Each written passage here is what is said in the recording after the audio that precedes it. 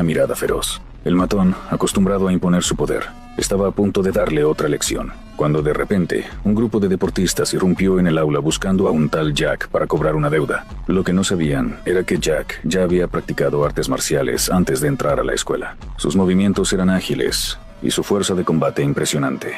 Aún rodeado por varios atacantes, se mantuvo tranquilo y los manejó con facilidad. Sus golpes eran precisos y poderosos, pero controlados al milímetro.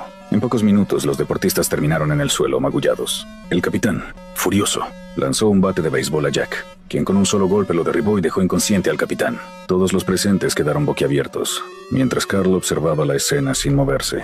Este conflicto inesperado se convirtió en el primer encuentro verdadero entre ambos. El matón, humillado frente a Jack, guardaba rencor hacia Carl, pero sin atreverse a tocar a Jack, descargó toda su frustración sobre Carl. Antes de la clase de educación física, Carl notó que su uniforme había desaparecido. Sabía perfectamente que había sido obra del matón y su pandilla, pero sin pruebas, no pudo hacer nada durante la prueba física. Carl se convirtió en el hazmerreír del matón, mientras sus compañeros apenas corrían 200 metros y ya estaban agotados. En cambio, Jack completó la prueba con facilidad y rompió el récord de la escuela. Cuando el matón se burló de Carl, esto llamó la atención de Jack, quien no podía tolerar ese abuso de poder, así que se quitó un zapato y lo lanzó hacia el matón y sus amigos. Aunque enfurecido, el matón vio la habilidad de Jack y tuvo que retroceder, pero eso no disminuyó su arrogancia, sino que la avivó aún más. Al terminar la clase, Carl se acercó al matón pidiéndole que dejara de molestarlo, pero el matón interpretó esto como un desafío y uno de sus secuaces lo agarró del cuello. Afortunadamente, el profesor llegó a tiempo para evitar lo peor.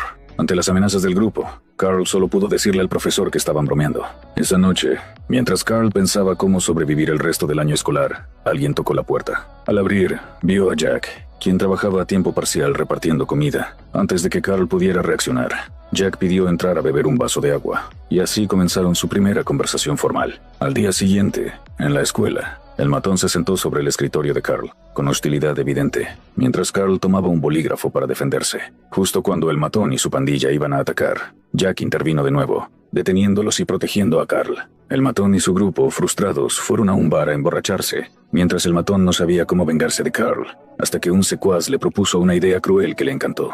Ese día, había un examen simulado, y el matón llamó a Mark, que se sentaba detrás de Carl, sacándolo del aula, y usando su pasado de acoso como chantaje para obligarlo a actuar. Le dio un parche medicinal diciéndole que lo pegara en Carl cuando él no mirara. El parche, al contacto con la piel, provocaba alucinaciones, somnolencia y mareos, dificultando la concentración de Carl. Al comenzar el examen, Mark dudó en actuar, pero la mirada amenazante del matón lo obligó. Tras una lucha interna, Mark golpeó con fuerza a Carl en el cuello, aunque Carl apenas lo notó. Con el tiempo, los efectos del parche comenzaron a sentirse. Carl sentía mareo